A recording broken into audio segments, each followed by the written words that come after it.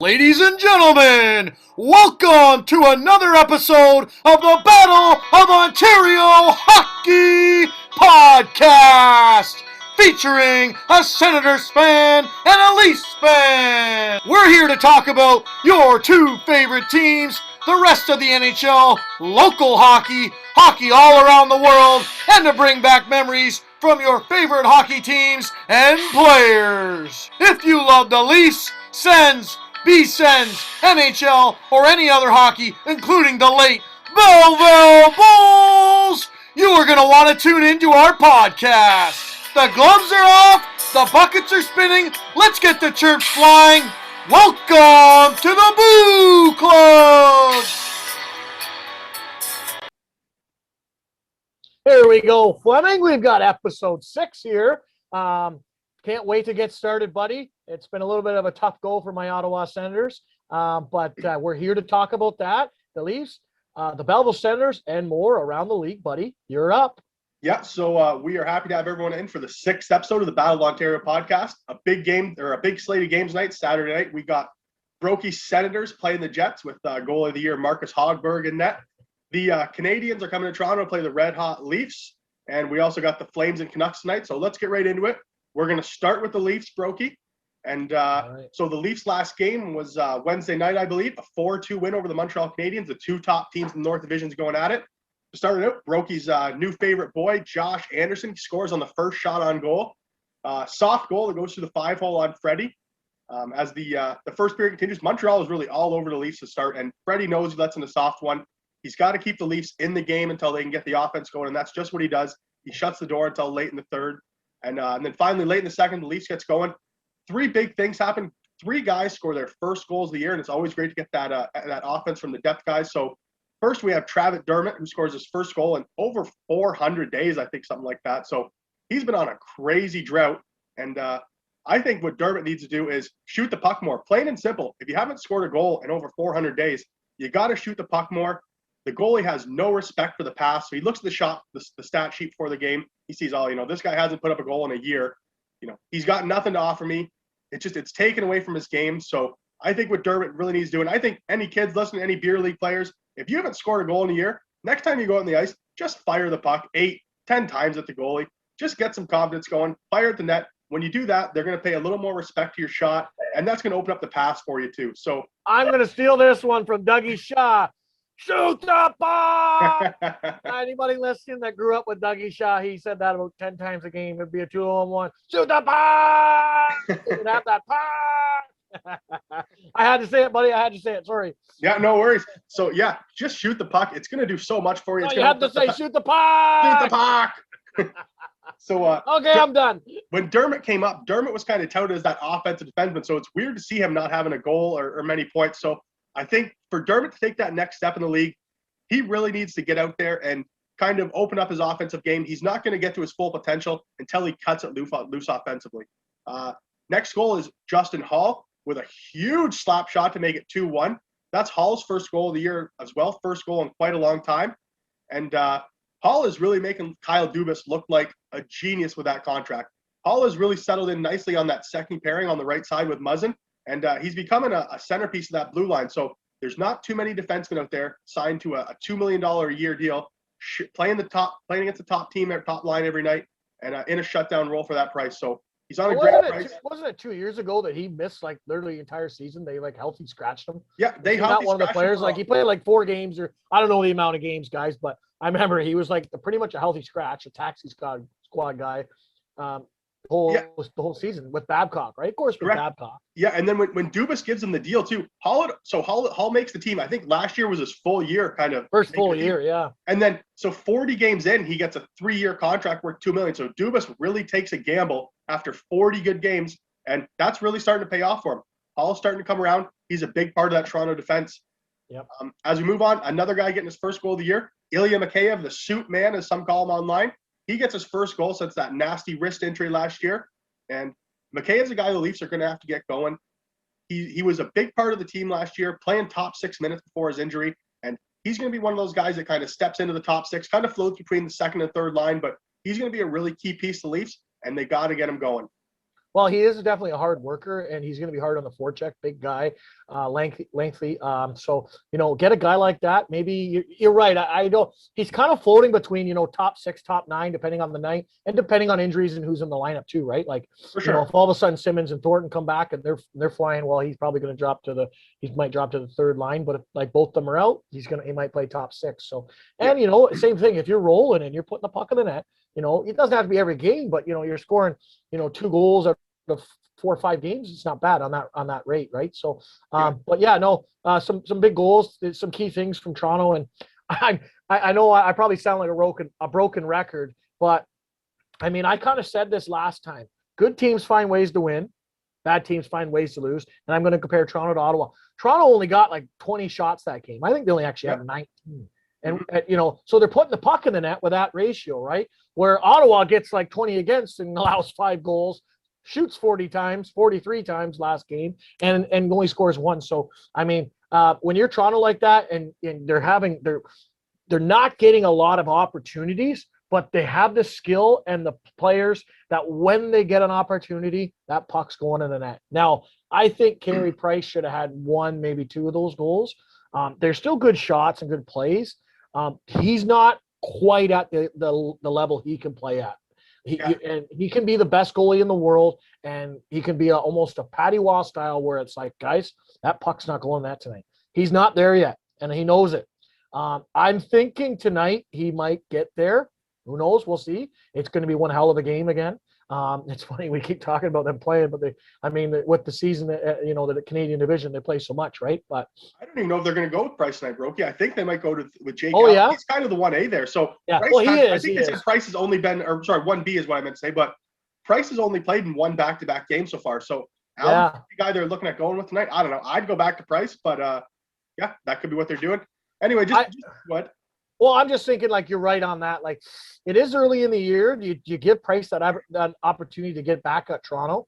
But if he loses, now, he's kind of got that Toronto shit. I can't beat Toronto, right? Yeah. But then again, they play Toronto 7 more times, I think, this year. So, I mean, he I don't might know. be lucky to win one of them. That's a tough one. I'll bet on that if you want to bet on that, buddy. That's a tough one because, you got Jake Allen sitting there, and I've actually got him on my fantasy team, and he's got me some points this year. I think he's a great backup to have if you're going to play fantasy hockey.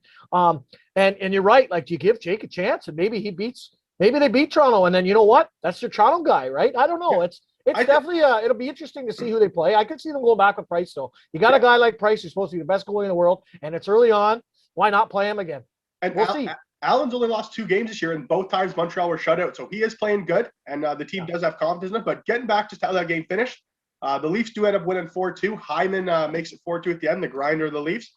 And like you said, I just think Toronto wasn't on their A game. They didn't have the run and gun style going, but they played decent defensively. And when they're on their B game, they found a way to win. So that is very encouraging for Toronto fans. It seems like in the past they were only able to win those 6-4, 5-3 kind of games.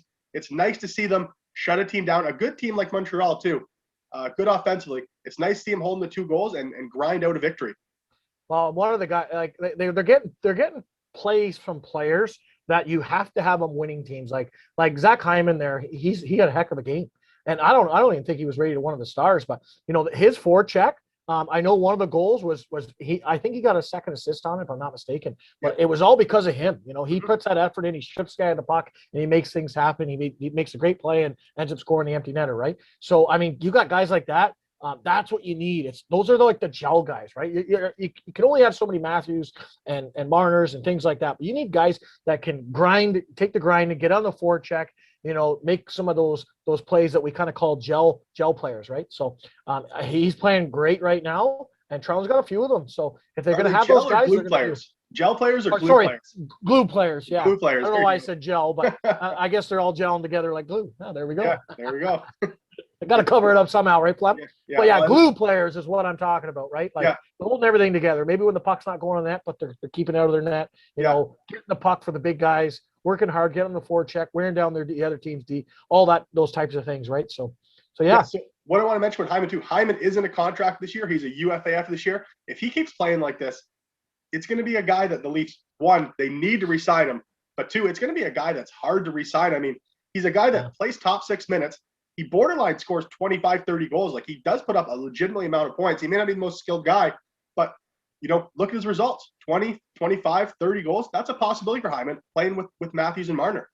No doubt about it. That's going to be hard to see what they do next year. And do they have the cap room? Because the cap's not going up, right? So yeah, they're going to be in tight here. They're going to be in tight. Hyman's a guy they need to find. They got to keep him around. He's that glue. Like you said, he's that glue guy for Matthews and Marner right now. Yeah. Anyway, let's get off the Leafs. We'll talk about their game later.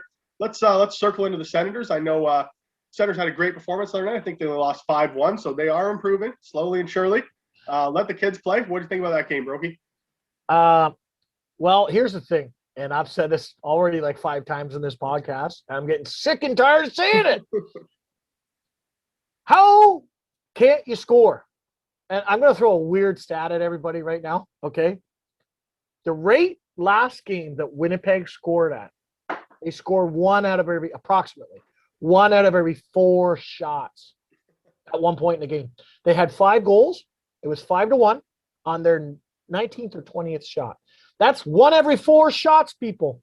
Like, that's awful. Okay. Now, on the other side of things, Ottawa had 1 goal in like 42, 43 shots. So Winnipeg is scoring at a times 10 rate. That means Ottawa has to get 10 times the shots at the rate they're scoring to tie. Like, it's honestly just mind blowing.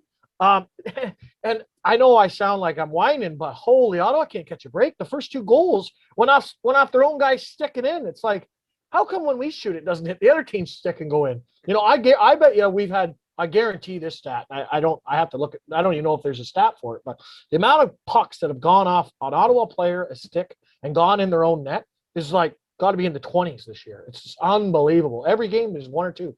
And then, of course, so Murray gets hurt. They put Hogberg in. Hogberg slides to the corner and lets the puck go in far side again, which he's done how many times this year? Like, what are you doing? Yeah, then he goes and makes a couple nice saves after, but it's like, man, that was your first shot on net. You slid and you covered the post again. It's unbelievable. So I'm baffled on what the hell Ottawa's doing. And then you hear Pierre Dorian, Hogberg played good for us last year. Yeah, he played great. He had 5 wins out of 30 games. Like, hey, that's what have you done for me lately? It doesn't matter what anyone's done last year. If you're putting on performances like if that's Austin Matthews and he's playing like that this year, you can't play him. Like, it's not what have you done for me lately? It's what are you doing for me now? And he is not helping them win. Well, and they're in that tight situation now. So Murray's hurt. I think it's minor. So he's not playing today, okay? But Belleville just started. So do you take Belleville's top 2 goalies and now put Belleville behind the 8 ball? It's a tough situation. So, and especially when you're already so far out of it. So I think they're like, okay, let's give Murray. Hopefully let's keep Hogberg until Murray comes back, and then maybe send Murray down to Brampton. Hopefully. Why are you still in Ottawa? Take Highway 7 all the way to Brampton. I was going to say something else, but I would have got in trouble. Okay, anyways, Jeff, not that thought. Go to Brampton. Yeah. The Brampton Beast. That's why I'm talking about Brampton. I'm not racist. The Brampton Beast. That's, in case you don't know, that's the ECHL team for the Ottawa Senators. It goes Ottawa, Belleville, Brampton. I don't want to see him in Belleville. I just think Hogberg's awful. It's just baffling. And so anyways, the most frustrating part is I believe the shots were like 43-22 for Ottawa. And I don't care. Like, that's double the shots pretty much, right? Yeah, okay, you can say all the opportunities. Man, they can't score. They can't buy one. And not only that, they could have had more shots. There was at least 3 times where they could have had 3-on-2s. And they make a pass and the other team deflects it. It hits off the glass or whatever. And then the other guys, the back checkers, get back. And now it's not a 3-on-2. And it's like, that's simple. You've got to create a 2-on-1 out of that 3-on-2, right? So you're going down the ice. You don't look at it as a 3-on-2. You look at it as, okay, where's my 2-on-1? Yeah. Let's one guy on one side. They're covered. Yeah. And go to one way or the other. If both D take the guys on the wide, that gives you the middle lane. Once one sucks in, you got to hit one of the other guys. That's simple. I mean, that's how hockey works, guys. And if you don't know that, there's a lesson for you. Out of a 3-on-2, you want to create 2-on-1s. You're not doing it. And a lot of that comes with confidence. You're forcing plays. You're forcing passes. You don't want to screw up because you're like, sure, if I screw up, I might not play, or, we got to score. And that's where, like, Ottawa's really struggling. They probably have the worst. Well, they definitely have the worst confidence in the league compared to like a team like Toronto. They don't care. Hey, we only had 7 shots last period or in the last 2 periods. No big deal. We get a 3-on-2. Fuck. We get the puck. We're taking advantage of. Bang, back of the net, up 1-0. That's the difference right there, guys. Yeah, it's a mindset. Scoring goals is a mindset. You, like we said earlier, you got to be willing to fire those shots at net, and you got to know one of them's going to go in. So Ottawa does need to score goals. They need to improve in that area. One thing I just want to touch on with Ottawa too is at DJ Smith's media availability the other day, he did say, this is a learning season for the team, and especially for the young leaders like Brady and Chabot. This is going to be something that they're going to be able to look back on and lead the Senators into the future. So I think that was actually well said by DJ. He is grooming those two to be the future of the team, and they do look like two good young players for Ottawa. Yeah, and you know what, guys? Like, if you look at this, I said this before, I'm going to say it again. This is like the third thing I keep saying on Ottawa, so I might as well let's record this and we'll say it next Saturday too. No, there's lots of promise there. I mean, you're playing against Winnipeg, who's a great team, and you get 43 shots, and same thing. And like the last two games against Edmonton, you held McDavid to 1 point, no goals, 1 assist on an empty net. So, I mean, they're playing pretty good. They just are struggling to score and struggling to keep the puck on their net. I want to bet against them, but the problem is, honestly, it's like, put your money. But the problem is they're getting all these shots, they're getting all these opportunities. One of these games, it's going to come. One of them they are. It's logic. They're going to break out one day. One of these games, the puck's going to go in the net. All of a sudden, they're going to have two shots that like shouldn't have gone in, that they've had way better chances, but they're going to go in. They're going to be up 2-0. Then they're going to score in a power play, and they're going to put 4 or 5 in the net one game. I don't know. I'm sure Ottawa's going to save that for next week when they play Toronto. Ottawa's probably going to beat Toronto one game next week. But that's just it. Leaf fans are going to melt down. But that's just it. I shouldn't say they're not playing bad. They still are. There's so many things to do. Like, we're talking like simple 3-on-2s, and we're talking, defensive coverage too. The other thing is the power play. I'm watching their power play, and I'm like, I watch every single minute of the Ottawa Senators, right? I know exactly what they're going to do. Shabbat's going to get the puck. He's going to go to Stützle, back to Shabbat, and then go to Norris for the one time. Or back to Batherson, whatever. Whoever's playing that side. Last game, I think it was Galchenyuk. Every time I knew. So if I know, and I'm watching on screen, you don't think these guys are making millions of dollars? No. Yeah, of course they know. I don't think they only got one shot on the one power play, and guys are getting one shot. Because the other team, what they're doing, they're not moving. You got to move your feet. If you move even within a 6 feet, 10 feet radius, now that's so much different of an angle for these guys to cover, right? And the other thing is, I love Stützle on the power play. Can we try him on his off wing? Why does he got to be on that far side? He's not on his off wing. He comes up high, loops a little bit, gets the pass, but then it's almost like he's only got one play: shoot or go back to Shabbat. It's two. I want to see him on his off. I don't even care if he takes one-timers. I feel like he can create something more. Let's get Batherson over on that far side, and then Shabbat up top, Kachuk and Dadna. I'd love to see that one. I don't know whether they're seeing it or not. Anyways, that's how I would do it if I was a coach. Yeah, and one way to create effective power play is giving them different looks, like Brody says. That's what the Leafs have done this year when they kind of split up that Matthews and Tavares unit, and it just makes everyone more dangerous, right? You don't know what to expect. No matter how much film you study, you don't know what's going to happen. So Ottawa does need to change it up, and I do agree Stützle on the off wing is something they need to look at on the power play. Yeah, and watch, guys, if you watch hockey today, take two things, okay? Teams are scoring the power plays. They're moving. They're moving in the offensive zone. They're creating opportunities. They're not standing still. It's too easy to defend if you're standing still. You can just stay in a lane. It's way too easy for a penalty killer. If you're moving now, especially if you're switching lanes with guys, you're doing, switches, all of a sudden, who do I go with? Who do I go? And then that's when a lane opportunity opens, right? And the other thing on the power play is you got to create a 2-on-1 somewhere, just like the 3-on-2s. Well, Ottawa's not doing it. Watch Toronto. Toronto's one of the best, if not the best on the power play this year. I'm not talking stats. I just mean simply scoring goals. They are. Watch them. They move. Not only do they move the puck, they're moving their feet. They're creating seams. They're creating 2-on-1s over the ice. They get pucks to the net. And they got guys that can shoot the puck. Like that probably has one of the best releases, if not the best release as far as the wrist shot goes in the game. So obviously that helps. I think that's just a couple things that I'd like my Senators to do. Keep working hard, keep staying positive, and the wins will come. They're not going to get 20 wins this year, but they will come. They should get into double digits. If they don't, that's just that's just awful. We should make a bet if they get into double digits or not, Brokey. Like that's a legitimate thing I think we should do. Maybe for I don't know. We'll talk about it. Maybe I think I take the under on that. I think let's talk about that later. Let's talk about that later when we do our bets tonight. Yeah. Okay. Sounds good. So let's move on. Okay, guys. We've been talking about some big news we have coming up and how this wasn't just a podcast. And today we are proud to announce that we are officially launching our new company, Pay It Forward Sports. We're going to do lots of great things for the Quinte area here. And Broke, do you want to get into it? Yeah. So this is something that personally, and I know Fleming we both have played a lot of sports growing up, and we've been very, very fortunate to be able to do that with parents who work and have steady income. Not only that, we've coached a lot after we were done playing, probably, I guess, in our 20s, right? Yep. And I know I've always wanted to give back to the community. And one of the ways is there's people out there that don't have the opportunity that we had. And we want to be able to make sure that everybody has equal opportunity, or at least as many people as we can. So our goal here, we want to get as many people as we can playing hockey, as many kids as we can playing hockey, playing sports. I use hockey as a reference because hockey is the most expensive sport, whether it comes to your ice time, because you got to pay for his Zamboni, to freeze the ice, the arenas are more expensive, and then obviously equipment. But we're looking for all sports, whether you want your son or daughter to play soccer, football, whatever that is, we want to help. So our main goal and our main mission is to get as many kids back into sports who don't have the opportunity or didn't have the opportunity like we do, or like we did as kids. So, and one of the things we're going to be doing to do that, and our main thing, is we're going to be running a lot of tournaments. We're going to be running hockey tournaments, ball hockey. We're looking at golf, baseball, different kinds of baseball. And we want to so there's two parts to this.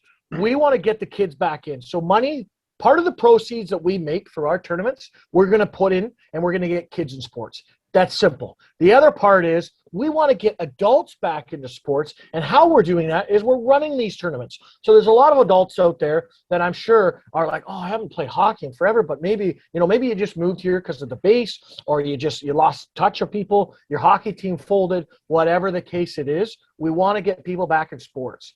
And two main things, we're going to get adults playing in our tournaments. We're going to be running some awesome tournaments. And to go along with our tournaments, one of our main goals is to get tournaments that are inclusive to everybody. Doesn't matter your age. We're going to have some kids tournaments. We want to have some women's tournaments, men's tournaments. We want to have men's tournaments where it's, you've got some junior players, maybe even ex-pro, whatever. They're playing. It's very, very competitive. But we also have some different divisions where it's maybe, your non-competitive league. So that they're playing, because we don't want to have games that are like 10-0 and whatnot. So we want to make this as best as we can.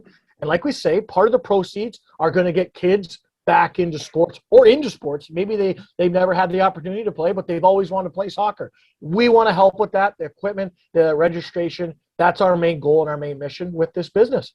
Yeah, everyone. So how we're going to do this too is we've created a fund called the Pay It Forward Sports Fund. So any proceeds we make off of any of our ventures, part of the proceeds are going into this Pay It Forward Sports Funds, and 100% of the money in that fund will go to help local kids get into organized sports. And just to add to that, I know Brokey said how we're going to be running tournaments, and how we want to get adults involved too. And one thing I'm thinking is I just joined Facebook again recently, pretty much for the purpose of launching this business and trying to reconnect with some people. And when I look at all my friends' timeline, everyone says, oh, I wish we could go back to these days, or, oh, guy, do you remember this? Like, do you remember how fun this is? We need to stop doing that. If it was fun when you were a kid, it's going to be fun now. So at Pay It Forward Sports, it's going to be our mission to get adults, kids, everyone back playing their sports. We know things have changed. Life's busier for a lot of people, but we want to make sure everyone has a chance to get out and play the sports they love. And we plan to encourage that by running these events for everybody. Exactly. And if I talk to my friends when we hang out, and the biggest thing we're talking, remember that tournament we went to, whether it was when we were kids or playing junior, even after. I know I played in some tournaments, my young 20s where we went to Ottawa and Montreal and things like that. We want to bring that back. We want to bring that life back, especially after we've had a rough year with Corona. And obviously we're going to have to follow certain guidelines until we get somewhat back to normal. But we do plan to launch some tournaments very, very soon. The hockey arenas are starting to open up, so we will have some events. Hopefully within the next 2 months, guys, is we're hoping to have our first event, and we can't wait. We want to run these events professionally. These are not going to be nonchalant. You're going to show up. You're going to know what's going on. You're going to know, how you can maybe make or win the tournament, or how many games you're going to have, how everything happens. You're going to have prizes. We're going to have prizes for the winners. This is going to be a great time, and it's going to be a great venture for Fleming and I can't wait to give back to the community. I want to give back. I've always done that. I've always felt, very lucky that I was able to play hockey and other sports all growing up. And I honestly feel, guys, that I wouldn't be running this business. I wouldn't have other businesses if I didn't learn the skills that I learned by playing sports growing up. It's simple. You talk about communication, dealing with others, learning to speak. you got to speak in front of, if you're a captain or assistant captain or even a player, you speak in front of your team. All those certain things you learn as a kid playing sports, even just hanging out with people, right? If you don't play sports and you're sitting in front of a computer all day, you're not learning any of those skills, right? Yeah, you can talk online. We want to bring that back. We want to get kids involved. We want to get them, learning all these skills that we learn, so that not only do they get to have the chance to play sports, but maybe it gives them some attributes. So when they get older, they have a better chance at going to university, going to college, getting a better job, whatever that case may be. Yeah. And one last thing I'll just add to that is we're happy to bring this back to the Quinte region. It feels like everything's kind of migrated to Toronto and the big cities. We're not a big city. So what we want to do is we want to come together as a community, make our local organizations better. And guys, we want to make the Quinte sports organizations the best organizations in Ontario. So we look forward to launching this, and we hope everyone supports us. And we're very thrilled to get going. So I think what we'd like to do is just maybe do a little cheers, Broke. So happy for this partnership, and let's get it going. Pay it forward sports. Anyone can play. There we go, guys. On the league, we have a few things we want to touch on. The first thing, just kind of sticking with Ottawa, we want to talk about the Belleville Senators. I know they're not in Belleville right now. I don't know how that's progressing, but they did play their first game of the year the other night, and Broke has some notes on that. Okay, so just the Belleville Senators. For anybody, obviously, there's probably some Belleville Senators fans in here. Part of the schedule has been released. It's only road games for them right now. The Ontario government has not given permission yet, as we know of, for Toronto and Belleville to play in Ontario. So right now, Toronto and Belleville, don't have the opportunity to play in Ontario, so they have to play road teams. Typically, I forget the name, but Calgary's farm team doesn't play in Calgary. They are this year, so they've joined. So there's 5 teams in the division. So we have Calgary, Winnipeg, Toronto, Ottawa, which is Belleville, and Laval, which is Montreal. Anybody who doesn't know, Laval is beside Montreal. It's pretty much connected for the most part. It's like being Brampton to Toronto or Mississauga to Toronto, I guess. So Laval's playing in Montreal, and actually, so Belleville is starting on the road, and they're playing some games. Last night they played their first game in Laval. It wasn't a good game. I did watch it. They lost 5-1. It wasn't horrible. They did get outplayed, though. I'll admit that.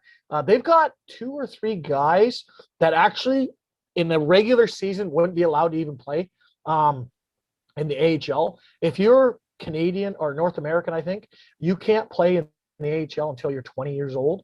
So Riley Gregg is 18, turning 19, I believe. I think that Sokolov guy is the same. He might be a year older, but I still don't think he's old enough to play. He played in the Q last year. He was a draft pick for Ottawa. I forget his first name. And I think there's one more, if I'm not mistaken. So these guys are going to play anyways. They're going to play until their leagues start up. So, for instance, Riley Gregg starts, I believe it's March 6th. He plays in the WHL, the Western Hockey League out west. He's going to play with Belleville, get some games. They're allowing it. It's a weird year with Corona. So he looked pretty good last night for, that's an older league. So good for him. He's a first rounder, a late first rounder. Another guy I liked last night was Thompson. He looked really good. He's going to be a guy. He's a right-handed shot. I think he's going to be in Ottawa. He could be in Ottawa next year.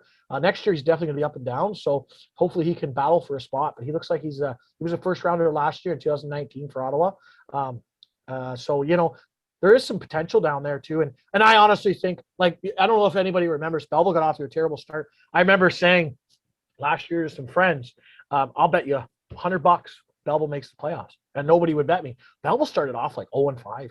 It was awful. And I remember my buddy's like, I'll bet you. I'm like, okay, let's bet. And then Belleville ended up being in first place. So it's one game. Do not compare it to the Ottawa Senators this year. I've seen people on Twitter, oh, here we go, the Ottawa Senators 2.0. Nope, they are not going to be last place. They're not going to have 2 wins out of 14 games, whatever it is. They are not going to be like that. I'm guaranteeing that. They're going to be a good team. Are they going to finish first? I don't know. They're definitely going to be a playoff team. So I'm very interested. Decord or Gustafson, one of them will be their starters this year, and they're really good goalies, both of them. So I have some expectations for them. I don't know whether they're going to be first to win the league, but I do have expectations. So definitely fun to watch. If you're a Belleville Senators fan, I do recommend it. I paid $36.99, I believe it was, and I get to watch all the Belleville Senators games. I didn't get the whole AHL package. You could do that. I'm not really interested too much in more of the other teams, but the Belleville Senators, it's fun to watch. So look for that. And there are going to be some players moving up and down from Belleville to Ottawa. So, and I think the last I heard was March 1st. They're going to hopefully announce if Belleville and Toronto, the Toronto Marlies, can play in Ontario. If they can't, I don't know what's going to happen. I would assume that they're going to allow it, but they're going to have to be with the big club, some connection there. They're going to have to play right in Ottawa. I know that sucks for Belleville fans, but I'm going to be honest. It doesn't matter because even if they play in Belleville, you're not going to be allowed to go to the game. Yeah. I can't see it. I would not be able to see it. Even if this goes 3 months, they're not going to allow fans in Canada. Sorry, guys. Especially for an AHL game, I don't see it. So whether they play in Belleville or Ottawa, to me, doesn't really make much of a difference if I've got to watch it on TV anyways. And if they think it's more safe and they have better protocols, and all the better testing and all that in Ottawa, let them play in Ottawa as far as I'm concerned.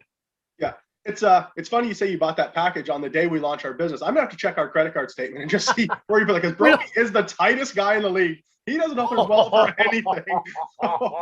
Listen to this. The new credit card statement there. We don't even have a credit card. Sure, that's billed out to us. Christ, we go over wings last night. Fleming said he'd take me over wings. Didn't even buy. Holy shit. We had to go the Dutch way. What a guy. I'll remember that, bud. Yeah, okay. Anyway, let's before we get back in the NHL, we did have something else we want to talk about. The Red Deer Rebels of the WHL have been told that they are going to play and live in their rink this year. That is a tough thing for those young kids to do. I'm glad they're able to play and get their schedule in, but God, that is something that's going to be difficult. Could you imagine living in a hockey arena? Well, there was a thing on Netflix a couple of years ago, and I forget the name of it, but it was this it was this Quebec League. I don't know if it was a pro league or senior league, something like that. I think it was like a Quebec Pro League. And the Quebec Pro League is nuts. Like, it's tons and tons of fighting. I think there was a Laval team, and some of the players lived in the ring. And it wasn't like, so the Red Deer Rebels are gonna have, like, they have a state of art. Like, for their league, it's a beautiful arena. I'm talking like a dump. These guys living in the Memorial Arena downtown, not renovated. Could you imagine? So those guys live in that. But no, I was right away. I was like, well, these guys are like 17, 18, 19, 20 years old. How are they going to get their girls into their room? Hey, babe, just stay in the rink after the game. I guess they can't go to the game anyways. But I mean, I'm joking, but I'm not. I mean, if you're that age, you know what you're doing after the game. You're probably swiping left to right, one way or the others. It's definitely going to be interesting if they're allowed to do that. Or I would think, I wouldn't be surprised if some guys get caught and aren't allowed to play because of COVID or something, and because somebody snuck into the room. Honestly, I'm just being honest. I know some of our listeners are probably calling me an idiot, and others are laughing because they know it's true. So yeah, but yeah, just definitely like living in a rink. I mean, I saw the one photo when it was like a sweet view of the rink. I'm like, oh, that's pretty cool. But I mean, there's definitely got to be. This isn't 1980, guys. This is 2021. There's definitely going to be, I would think, some strong security and a lot of strong protocols, especially with COVID going on. So, I mean, that's something I think we're going to follow and see how it goes, right? That's something that feels like it would be a ton of fun when you first sign up to do it. But I think after about day 4, you'd be like, oh, fuck, what did I get myself into? Yeah. Like, I'm living in a freaking concrete Coach is going to have you. Well, coach Yeah. is going to have you working out 3 times a day. And I mean, Yeah. there's no ordering pizzas or what. Who knows? Maybe they got a sick buffet. I don't know. I would think they've got something going on. Oh, I'm sure they have a This is cook. WHL. So, but no, definitely interesting. We thought we would just mention it if anybody hasn't heard. Yeah. We'll follow it more. But it's living in the rink. I mean, there's not much more of hockey than that. Just staying and playing hockey. So, all right, let's get back to the NHL here. So there has been some rumblings of the draft lottery potentially changing this year, perhaps even going to where they do 2 drafts back to back to kind of get the kids in this year who aren't playing very much. But Brokey and I both have some thoughts about some potential changes to the draft lottery and how it can help. So why don't you jump into that and start? Well, let's touch on the first off, not the draft lottery, but the draft.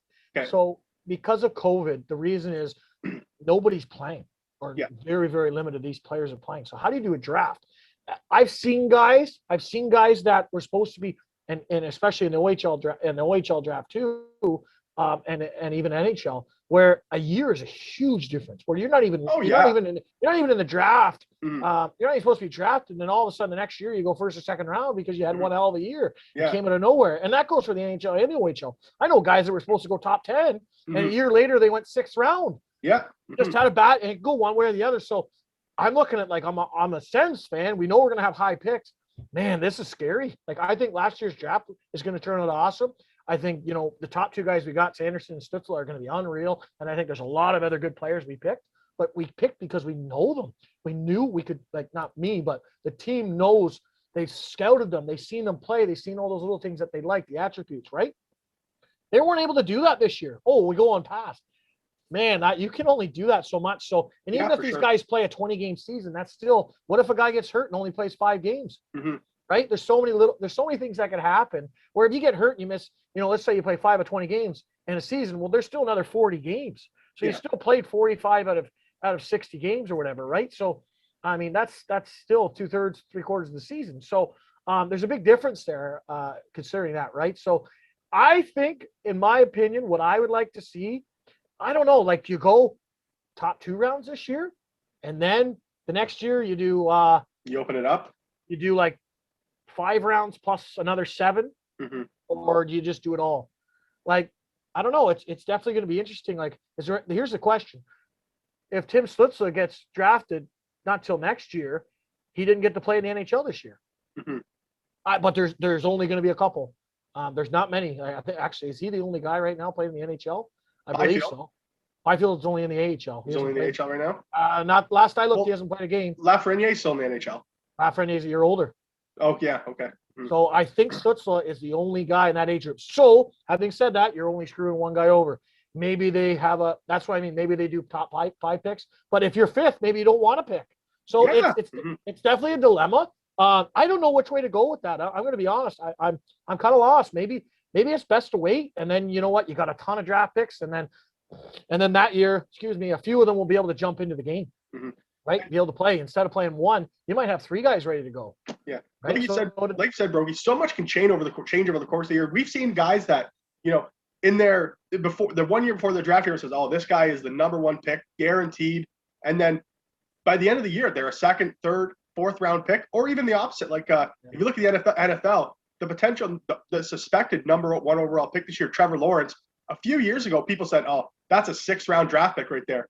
Give it a year or two. Now we're saying he's the best quarterback coming to college since Peyton Manning. So much can change in a year, and this is really going to hinder the kids' development too. I feel really bad for them. It's a terrible thing that's happened to them. It's really affecting their development, and I'm so curious to see how the draft's going to play out this year. Like, I know baseball went from, I think, a 34 round draft down to a 5 round draft this year. So we'll keep everyone updated on what the NHL plans to do with that move forward. Yeah, it's definitely going to be interesting. And like I say, I'm not sold one way or the other. Maybe it's best to do the 2 rounds the following season to make sure you know who you're picking, right? So, but that's that part. The other part is they're talking about changing how the actual lottery works, the lottery system. As far as the 2nd to 7th round, it all depends on how you finish. That's where you go. There's no lottery. The 1st round is a lottery. Mm-hmm. So here's the thing. I want to hear your opinion first. But why does that change? Why not? If they're going to do it 2nd to 7th round, why not do it for the 1 to 7? And if it works that way, maybe then they'll guaranteed finish last, get you guaranteed 1st pick, and they don't want that. I think that's the reasoning. Let's hear your opinion on it so I can rip you apart. Well, my opinion is not going to be popular, but I have an opinion. I don't think the worst team in the league should always get the number 1 overall pick. They don't. I don't think that. Why are we promoting everyone being a loser? It doesn't make sense. Like, teams but like, we're not. Yeah, we're not promoting everyone being a loser. Detroit was last place by like 29 points and got 4th overall. But that doesn't matter. They still have the number 1. They're still tanking. They're still deliberately trying to lose. We need to be promoting teams doing better in the league. So what I think you should do, I think the NHL should move to a system where if you're a team, say you missed the playoffs by 1 or 2 points, you get a higher pick. You need to be rewarded for doing good in the NHL. No. You're fucking nuts, man. You can't keep rewarding these teams like Phoenix. Toronto wouldn't have a team right now. They would suck. That doesn't matter. They would have to rebuild a different way. They would have to rebuild a different way. You can't have a team like Ottawa who basically come and said, "We are going to win 10 games this year." If there were people saying, why would you pay to go see that? Why would you pay to go see it? So now we're going to make up shit. We're going to Ottawa didn't see that. Ottawa wanted to go to the playoff. What they said before the season is we want to be a playoff team. Whether they believed it or not, but that's what they said. We didn't all believe it. I didn't believe it, but that's what they said. Exactly. So if you look at that team, as an educated fan, do you think they're a playoff team? Yeah. No, they're not a playoff team. Okay, so then you're going to have. And the Leafs are tanking too. I'm not saying the Leafs are doing the same thing. Here's the thing. You're going to have the bottom 10 teams are stuck there forever. How are you ever going to get out of that hole? I'm not saying you go reverse order. What I'm saying is you shouldn't The team, You're never going to get them out of there. The teams that are tanking, maybe they get the 4th pick, the 5th pick. You can't always give these guys the first overall pick. Do you understand why they're tanking? Do you get why they're tanking? I absolutely understand why they're tanking. They're tanking because they want better players. So if you discourage them from getting better players, they're not going to get better. But maybe they've had their play. Look at Chicago right now, okay? So Chicago, for instance, Chicago's shit the bed. They're almost doing the same thing. They've won their championships, right? They signed Taves. They had all these big names. Keith. They're too old, but their cap's up there. So they have to, it's like recycling players, bringing in new players. The only way to do that is through the draft properly. If you just go, we're going to sign guys, you can't. So you're going to sign 3rd and 4th liners like Stepan and Tierney that suck. I mean, the only way to do it is through the draft. I 100% disagree with you. I hope the rest of the followers do. I'm not saying it's building through the draft is the way to go. But just because Chicago says, okay, we throw our hands up, we're not good anymore. But they're not throwing their hands up. There's a battle. But some teams are. When the Leafs got Matthews, telling me Ottawa doesn't want a first overall this year. Watch Ottawa play the last 5 games. They probably had more heart than Toronto had. It doesn't matter about the heart. The management team is deliberately tanking that team. The management team is not giving them.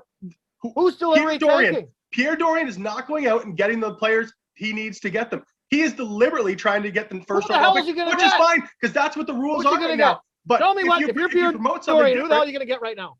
Who are you going to get? What are you talking about?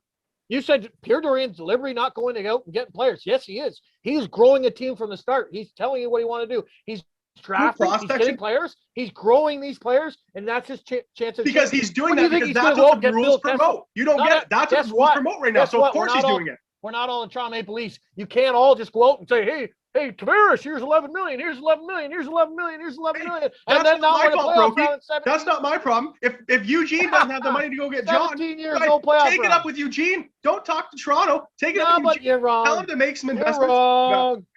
So we've got to make teams try. Tanking is killing sports. Look at baseball. No, it's Look not. at football. Nobody's tanking. Teams are deliberately tanking. Ottawa's tanking. When Toronto got Matthews, they were tanking. If you don't see they're tanking, you're wrong. They're deliberately trying to lose. Not the players or the coach, but the management is saying, we would rather lose than field a competitive team, and it's hurting sports. I disagree. I mean, I look at Toronto. If they didn't do what they did, they wouldn't have Matthews. They wouldn't have Marner. I understand. They wouldn't have Nylander. They wouldn't have these high guys. And now look at them. The fans fucking love it. They're eating it up. They fucking love Matthews. TSN's telling the fans what Matthews had for breakfast, how big of a shit he had. And the fucking fans love it. That's simple. They love it. Why? Because he's first overall, because he's a hell of a player. Toronto doesn't tank. Toronto doesn't get him. They get another Phil Kessel. Oh, so now you're admitting Toronto tanks. Of course, Toronto, the management team was trying to get them because that's what the rules promote. It should go the other way. You're wrong. That's my opinion on it. All right, and I'm sticking to it. Well, we're going to hear what our fans have to say to that. Okay. So here's what I think. I've got a few different options here. This is how I think it should go. I mean, look at last year, a team that made the playoffs, or the playdowns, whatever the hell it is, got to play, had a chance at Lafreniere, who is at the time supposed to be one of the best players in a long time, or since McDavid. He hasn't turned out quite yet to be that, but he's still very, very young, guys. So I'm not saying he's not going to do that. They were at the opportunity to that. That's bullshit to me. That's just a joke. And I know the NHL. But and last year was different too. You can't compare that to. That's not. I can compare it. What do you mean I can't? It's only because of COVID, though. That's the only reason that happened. Why did any of those teams that got to play the top 24? Why did any of them have a chance? It's a joke. And 90% of the people I spoke with, even Leaf fans, said, "If we get him, that's such a joke. I'll love it." It's a joke. So you just admitted then. I'm right. Thank you. It's a joke. That's what the rules were just because of COVID. It's not like that's the NHL's policy. That's not a rule anymore. But that's what I'm trying to say. One-year thing. Yeah. So the point is, if you finish top 24 and you have a chance. So the point is, when there's a pandemic, don't change your rules.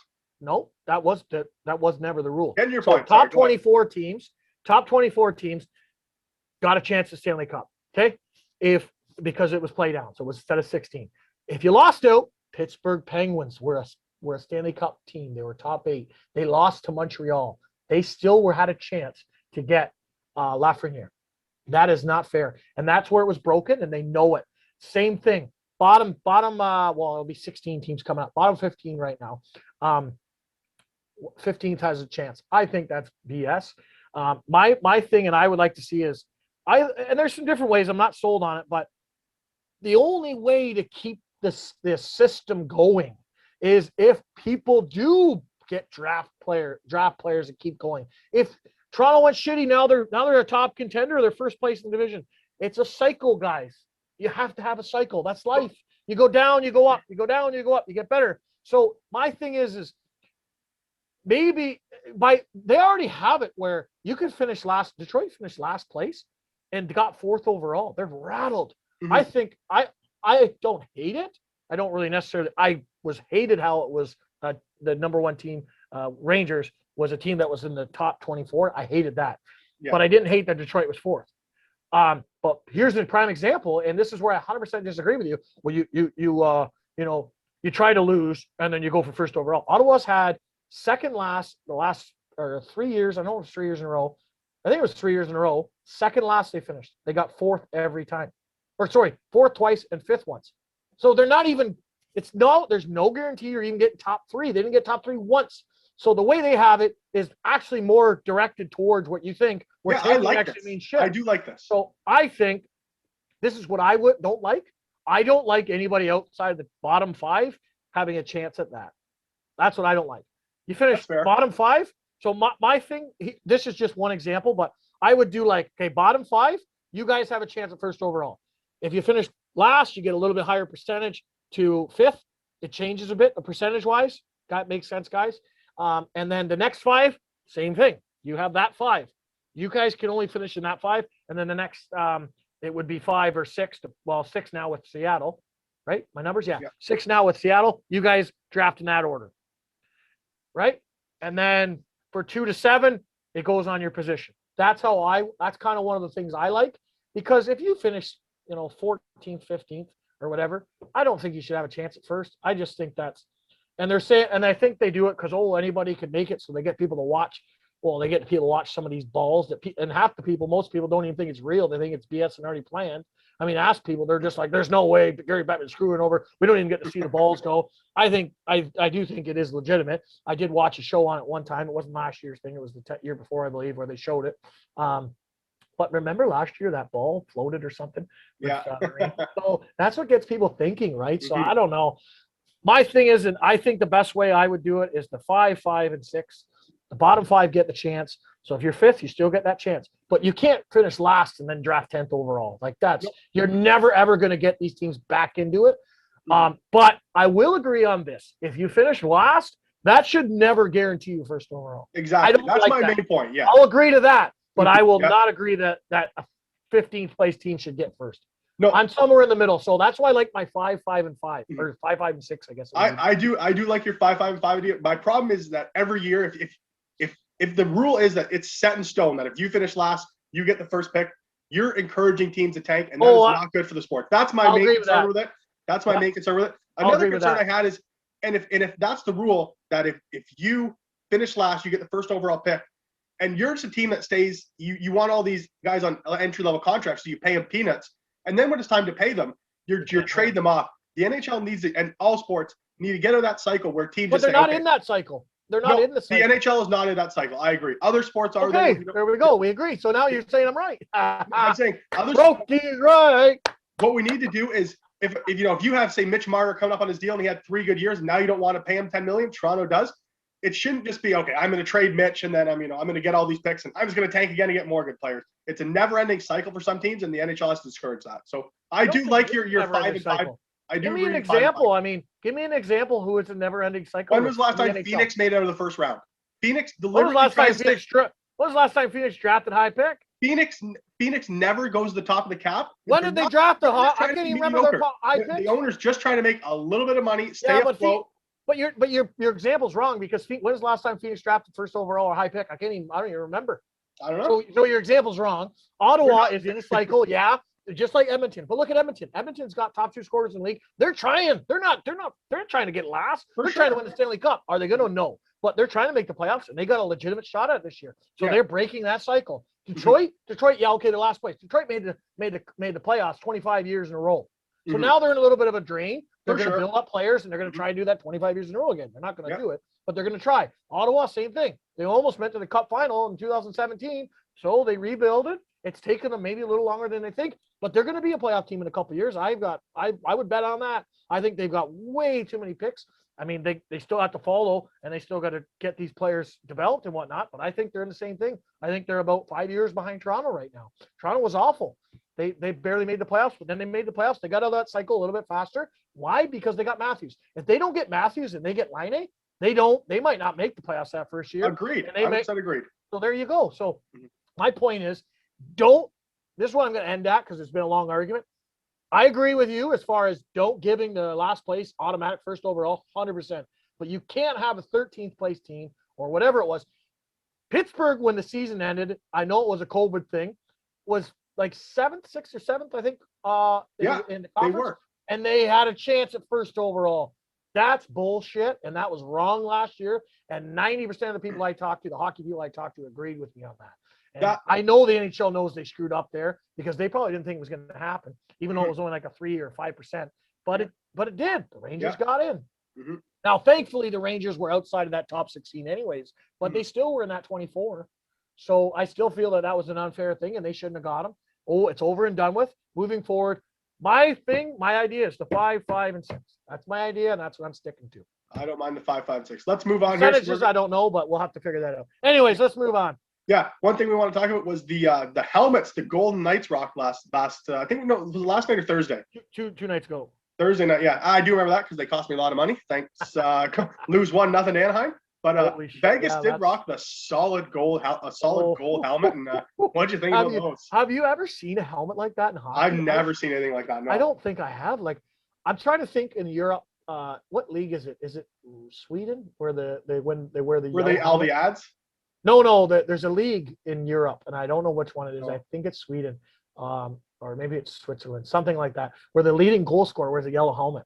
Yeah. And I don't know if I don't even think it's shiny like that. Where I mean, that's kind of like because of the color. Like, I'm like, holy crap! Like, here's the thing. Last night, I think they wore the red jersey. Now their logo's sweet. I love Vegas's logo. I can't stand that. I'm wearing a red jersey right now, but that's Ottawa's colors. Right? Mm-hmm. I'm wearing. Guess whose jersey I'm wearing? They picked him up in 2017. It's a big trade. Matt Duchene. Nice jersey, bud. Well, I have more of this one to show you. But anyways, red. I love red. I love the color red. But red's Ottawa's color. Red is not Vegas color. I own a Fleury jersey. Beautiful jersey. I got the white one. The white, the black, the gold. They're beautiful. What are you doing with the red? So here's my question to you, Fleming, and to all of our followers out there, our listeners. Would you, if you had to pick one, okay? Someone's got you by the balls and you got to pick one. Would you take the gold helmet or would you take the red jersey? I'm taking the gold helmet. I'm taking the gold helmet 100%. Vegas has one of the best jerseys, just the best uniforms in the league. To take away from that is a crime. So those gold jerseys are sick. Like I wouldn't want them to wear the gold every game. Mm-hmm. But as a third jersey, I love them. And then their black jerseys and their white jerseys are just slick. Like when they made that design and those color schemes, I'm like, that's Vegas. I love it. Get the red out of here. Not for Vegas. No way. Mm-hmm. Like it's like, okay, so Ottawa's going to wear yellow next game. Like what? Okay, but I don't know. The helmets, I don't like. Keep the helmet. Well, if you have to, keep the helmets, but get rid of the red jerseys. Yeah. Oh, Jesus. Okay, That's it for our Around the League segment. So let's circle back into our picks from Wednesday on the Wednesday podcast, Brokey. I got one thing, and I brought it up. I don't know if we were going to talk about it. Just one thing. We'll just touch on it quickly. High sticking in the NHL. Okay. Yeah. Right now, it's a 2-minute penalty unless there's blood. Last weekend, or was it a week ago approximately, Stützle got like 3 high sticks in the face. And one of them was a hard whack. Like it was like he was trying to go around the guy, and the D just went wham, like leaned into him. But because of the way it like slapped his face, it wasn't cut. If it was an edge or whatever, he probably would have been sliced. Yeah. So it's a 2-minute penalty. And the guys, the announcers, the broadcasters are like, that should have been a 4. And here's the other part. If you got a real weak, maybe just a touch of a face, but it's the sharp part of the blade, top part, it could get you in the chin, right? And I know a lot of hockey guys, we all have little cuts here. But it get you in the chin and have a little bit of blood, like just a little bit, 4-minute penalty. But that's a way lighter, that could be a way lighter high stick than a smack to the face.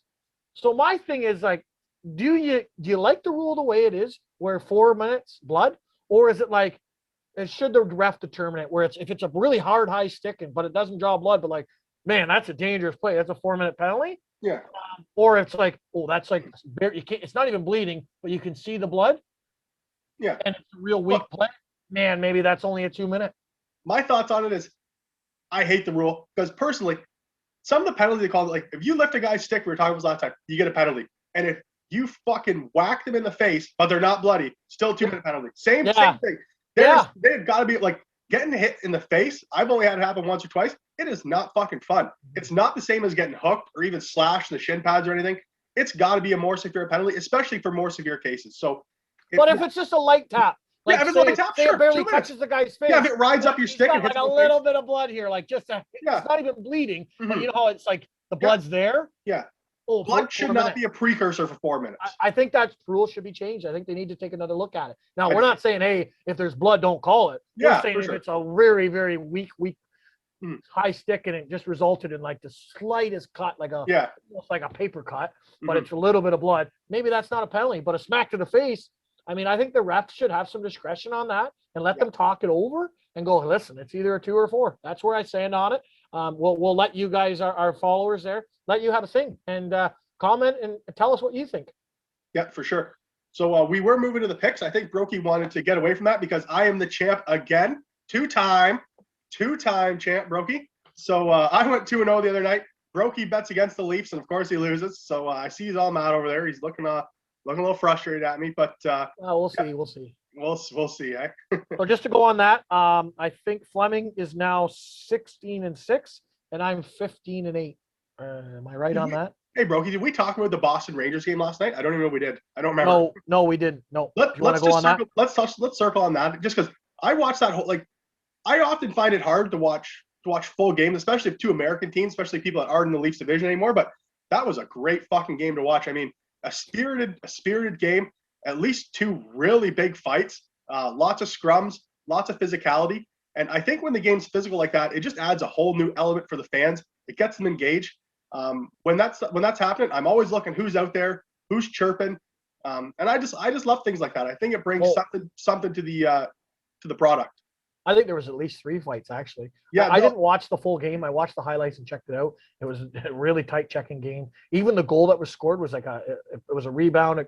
I think it's Nick Ritchie pops to him kind of on the goal line, 2 feet off the net. He puts in the rebound. Weird goal. But there was some emotion. And the Lemieux fight, Brendan Lemieux, I think is his name. Nice name, eh, Brendan? That was a hell of a fight. Who did he fight there? His name's Frederick. 2 first round draft picks going at it. 2 guys that kind of settled into a role as a 3rd or 4th liners and going at it. Oh man, they were going at hard, and I want to watch that fight again. But if you watch that fight, you rarely see this in hockey. But Lemieux dodged a fight or a punch.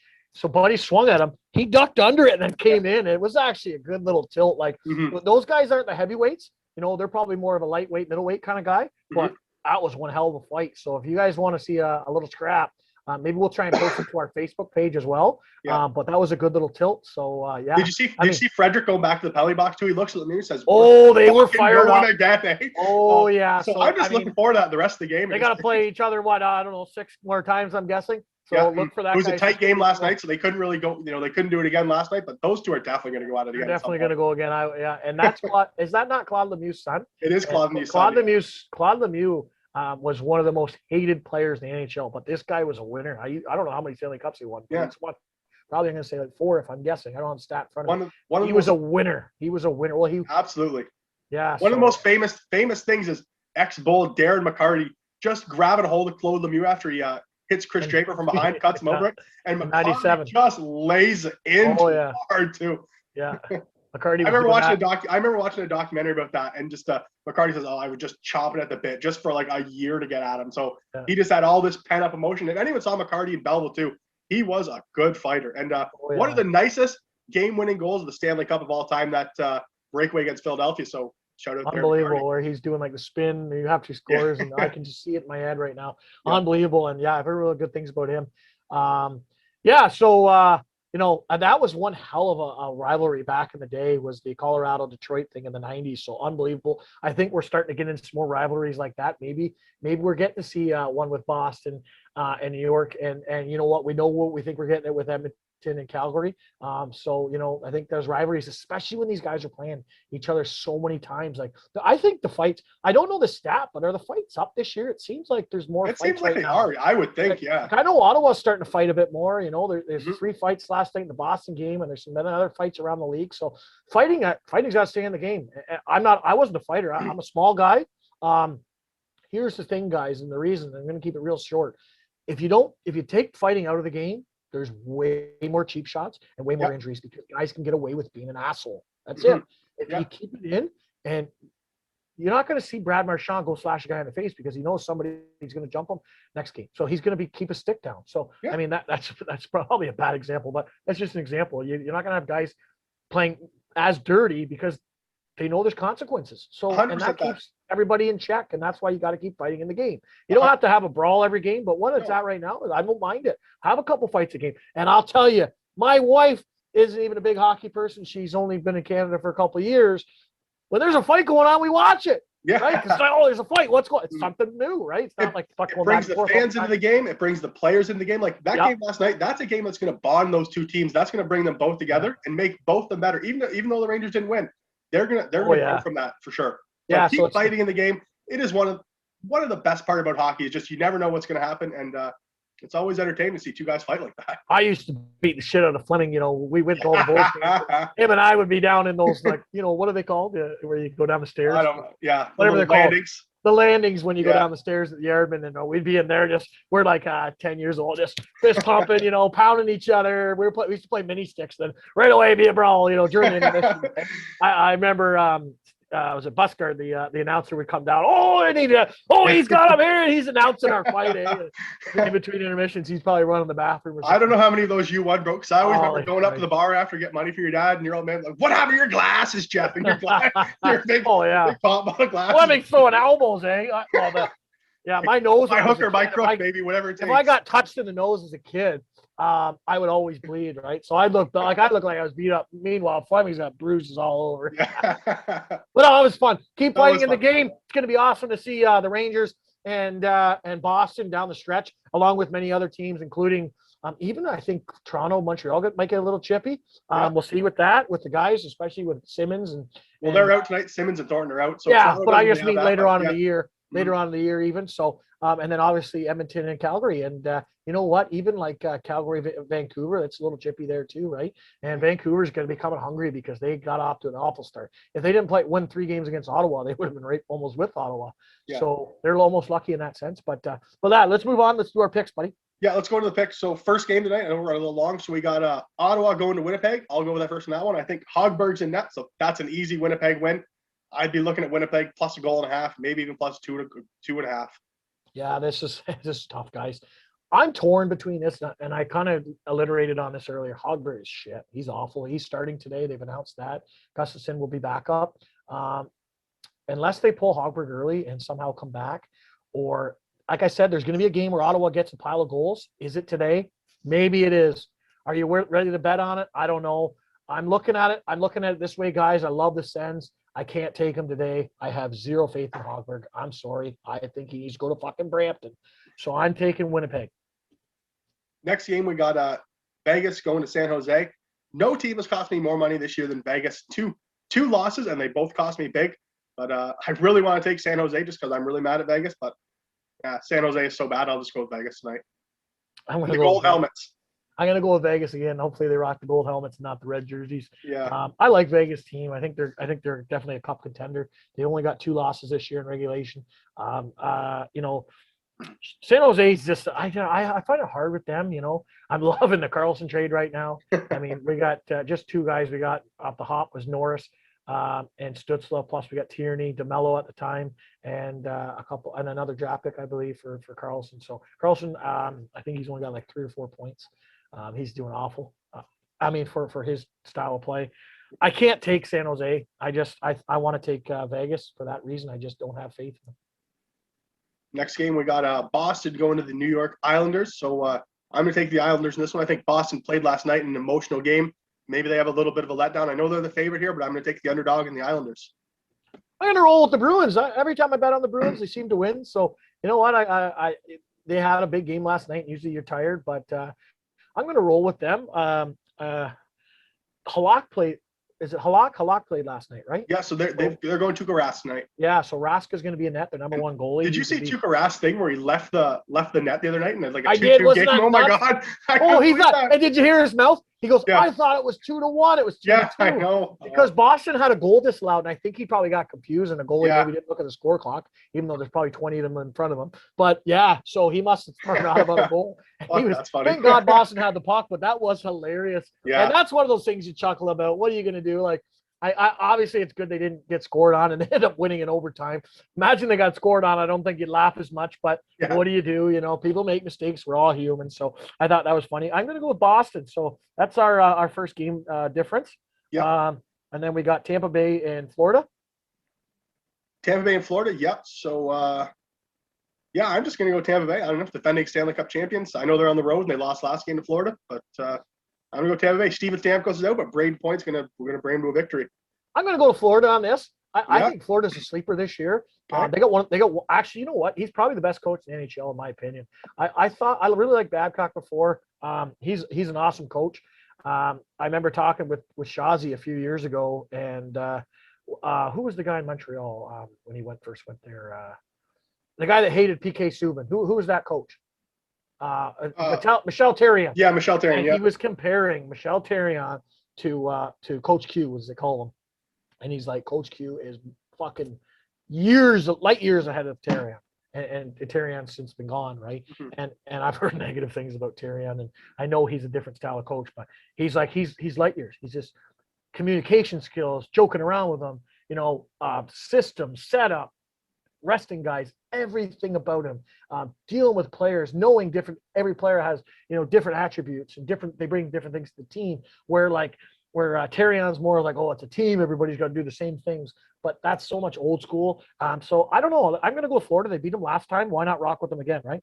Okay, yeah. The next game we got is Montreal coming to Toronto. That looks like the game of the night tonight, the two top teams in the North. Now, you will not hear me say very often to bet against Toronto. It's just something that just doesn't sit right with me. It feels like it kind of throws me off. It just makes me feel dirty inside. So I'm not going to say that. I think this kind of smells like a bit of an upset tonight, but I'm going to take the Leafs. The reason I say that is Montreal came out this year and they were kind of high flying. They were scoring 4 or 5 goals a game. The last few games, they've really slowed down offensively. And the Leafs are a team where they can put up 4 or 5 on any given night. So I'm going to lean the Leafs tonight. It kind of smells like an upset, but I'm not taking it. I'm gonna stick with the Leafs. And actually, when I'm looking at the puck line at a 1.5 goals, I might hit that. I think Toronto could even win by 1.5 goals if Montreal isn't scoring a lot. Okay, I'm gonna go with ole, ole, ole, what? ole. I'm going with the Frenchman, the Flying Frenchman, the Habitat. I'm going with the Montreal Canadiens. Yeah. I ain't betting on Toronto, even though they cost me some points lately. I'm rocking the red train. I'm not rocking the blue train. Hottest team in the league, the Toronto Maple Leafs, and Brokey's. They gotta go down sometime. Watch, Toronto's gonna lose tonight, and Ottawa's gonna win. You want I'm to make not a bet betting on on that, that. Brokey? I'm not betting on that though, because I know Hogberg. I'm just saying. Okay, what do you got next, bud? We got Carolina going to Dallas. I'm going to take Dallas. Dallas is an underdog, but yeah, I'm going to go with the Stars. I think Jamie Benn and the boys get it done. I like Carolina in that one. I think Carolina's they've got something this year. They got a good punch. They've only lost 3 games in regulation. They're 8-3. Dallas got off to that really, really good start. I think they started like 4-0. Since then, I think they've only won 1 out of their last like 6 or 7 games, if I'm not mistaken. So I mean, that one is kind of an iffy one though. If you're going to bet on it, that one's not a guarantee. Not that any game's a guarantee, but No. I am going to rock with Carolina on that one. Okay, then we got Patrick Laine and the Columbus Blue Jackets coming into Chicago. I'm going to take Chicago in this one. I think this is really just a coin flip kind of game. I mean, neither team's going to score a lot of goals, but I'll say Chicago 3-2. Yeah, I'm going to say Chicago as well. I feel like this one could go either way too. Chicago hasn't been as bad this year as everyone predicted. They still remember. Look at the guys. They still got Patty Kane. Patty Kane's one of the best skilled players in the game. Maybe ever. That guy is so good. Oh, unbelievable. Well, Alexei Kovalev was probably the most skilled that I've ever seen, but Kane is probably a close second or third. And Columbus, I don't know. I feel like you watch one game, they got it together. They watch another game, they don't. Yeah. Is Laine going to show up? Is he going to put the puck in the net? Or is he going to be benched for the third period and half the second? Who knows? Let's go with the home team. Let's go with Chicago. Just one point I want to bring with Columbus. It's weird. Seth Jones and Zach Werenski are a great defensive pairing. They're both almost -10 this year. That's just a weird stat. Oh, okay. I didn't know that stat. Yeah. Yeah. And No, Jones was unbelievable last year against he's Toronto. unreal. Yeah. Here we got Detroit going to Nashville. I'm going to take Nashville. I just think they're the better team in that one. Yeah, Nashville, they're at home. Detroit's only got 3 wins on the year. They're sitting right where Ottawa is. I just don't see them taking down Nashville today. Yeah. Then we got Detroit going to Arizona to play the Coyotes.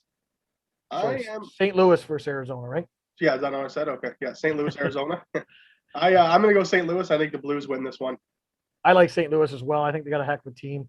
Arizona's kind of a 500 team. I think they'll probably finish a little bit below 500 this year. Mm-hmm. St. Louis, I think, could be another cup contender, and they've got the pieces to do it. So I'm taking St. Louis. And the last game of the night we got tonight, we got Calgary going to Vancouver. I'm going to rock with Calgary. I think Vancouver's really struggling right now. They can't seem to score goals. As long as Calgary is going with the number one goalie, I'll go with them tonight. I like Calgary as well. I think this is going to be one hell of a game, though, guys. That last game, by the way, we predicted, was it Toronto-Montreal last week or the other day? We said it was going to be a 3-2 game. I said Montreal used to Toronto. It ended up being 3-2 Toronto. No, it's 4-2. Or sorry, there was an empty net. Yeah. You're pretty close, right? Yeah. Anyways, my point is, we said it was gonna be a tight game. It was a tight game. I think the same thing here. I'm thinking it's gonna be like a 2-1, 3-2 game with Calgary and Vancouver. I think Vancouver's gonna come out with some fire, but I think if Calgary can put the puck in the net, then they're gonna win the game. I know that's pretty basic to say, but Johnny Gaudreau, Johnny Hockey, one of my favorite guys. I got one of his jerseys. Maybe I'll wear it one time. Actually, I got an autograph too. And I don't know. I feel like, he's putting the puck in the net. Goal scorers are scoring goals. Playmakers are making plays. He's gonna get another one here tonight, or at least 1 or 2 points. And if he does that, they're gonna win. So I'm thinking it's gonna be like a 3-2 Calgary game. That's all the picks tonight. Tune in Wednesday, see who the champ and the chump is. I'm surely probably going to be me, but who knows? Ottawa wins once in a while, eh? So we have made some changes to that. We are only going to do the champ and the chump on Saturdays because there's way more games. There's only 2 games on Wednesdays. Plus Wednesdays, this goes to our next announcement. We're going to take out the champ or chump on Wednesdays because there's only 2 games usually. But Wednesdays will be our guest days. So starting this Wednesday, we will have a guest, our first guest. It's going to be a great show. Hopefully everybody watches it. And it's going to be a ton of fun. This guy is a Belleville native. He's got tons of hockey experience, played some pro, was drafted to the Belleville Bulls. I'm not going to say who it is, but you'll have to tune in on Wednesday to find out and have a lot of fun with us. Yeah, guys, that's really a great interview. So tune in Wednesday and we'll be dropping that.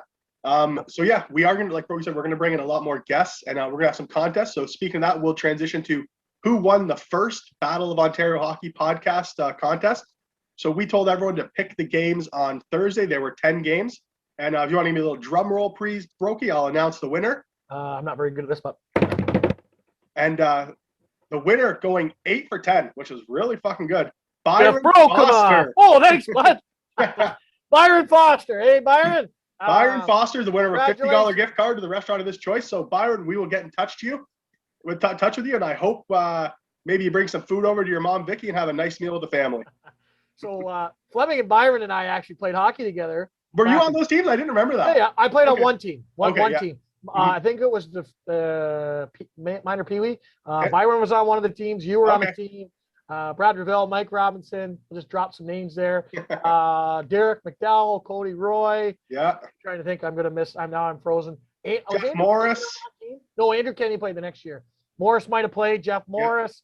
Kevin Spence. Dylan McGarvey. Kevin Spence. Dylan McGarvey. There's a lot of guys, it's funny. I think Trevor Mercier played on that team too, probably. Mercier played on that team. Yeah. Skate, Trevor! Skate, Trevor! Skate! Oh, I love Gerald. Hey, Gerald had the glasses down. Yeah. Skate, Trevor! Skate!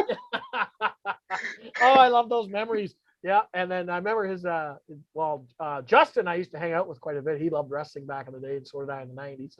Yeah. And Dylan was the big guy. Yeah. And I remember we'd call him Rocky because he'd be just he was only like 5 years old at the time. Rocky was strong. Oh yeah, he'd take down Dylan or Dylan would take down Trevor and Justin. It's funny going back to those memories. And Yeah, for sure. I think, I'm pretty sure that one year Byron's dad was the trainer or something. Yeah. No, I played a lot of hockey with Byron, even some baseball too when we were a little younger. So, yeah, Well, congratulations to Byron.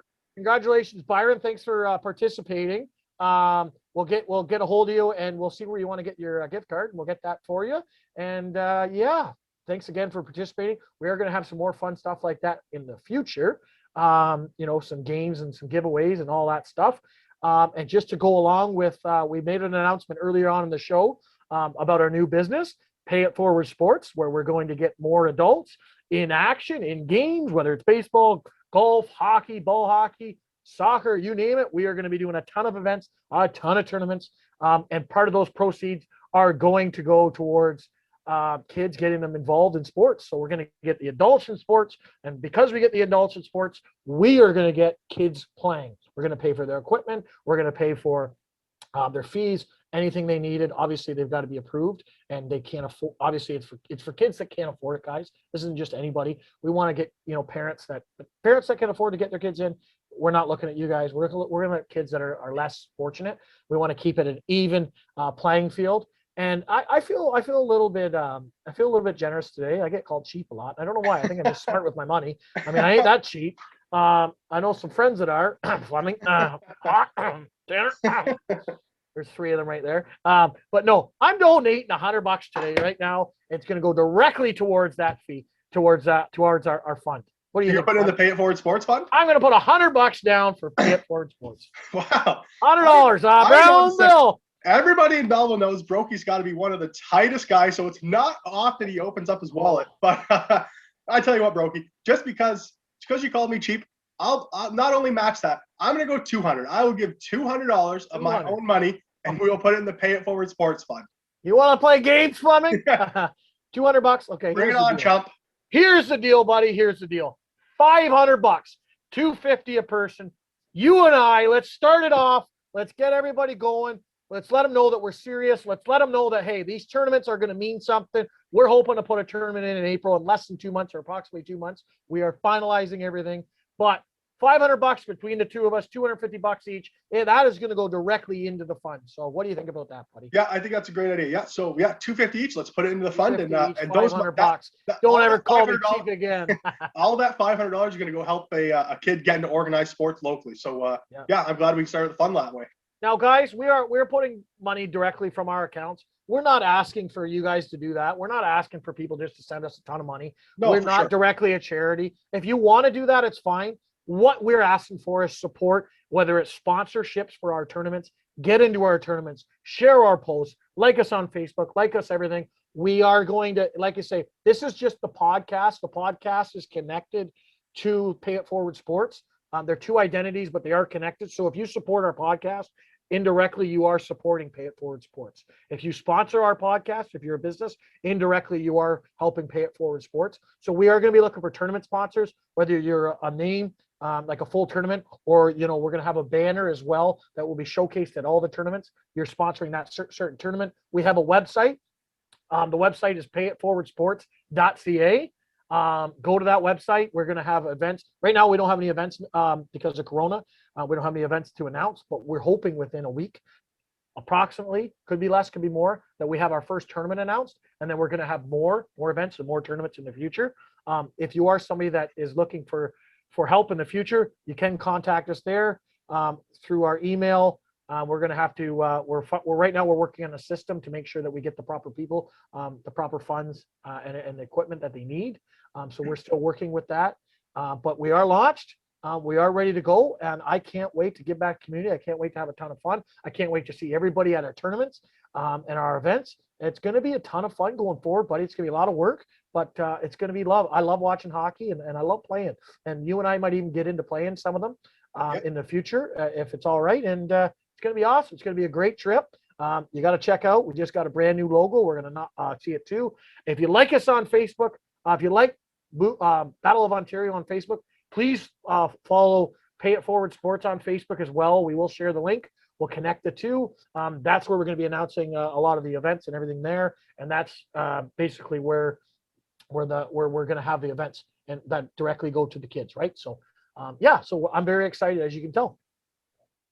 Okay, guys, so that's it for this episode. So, like I said, big things are coming for Pay It Forward Sports and the Battle of Ontario podcast. We're going to start launching guests as early as next week. We just wrapped up our first contest. We're going to start doing more of those too. So share that stuff with your friends. We are going to be doing more giveaways, and we are here to help the local community. We want to give back to young kids. We want to get people our age and everyone back into sports. Belleville is one of those towns that we can be one of the best sporting associations in Ontario, and that's our goal. So tune back in on Wednesday for the next episode of the Battle of Ontario podcast. And until then, keep hitting us up on our socials and become a member of the Boo Club. Are you in?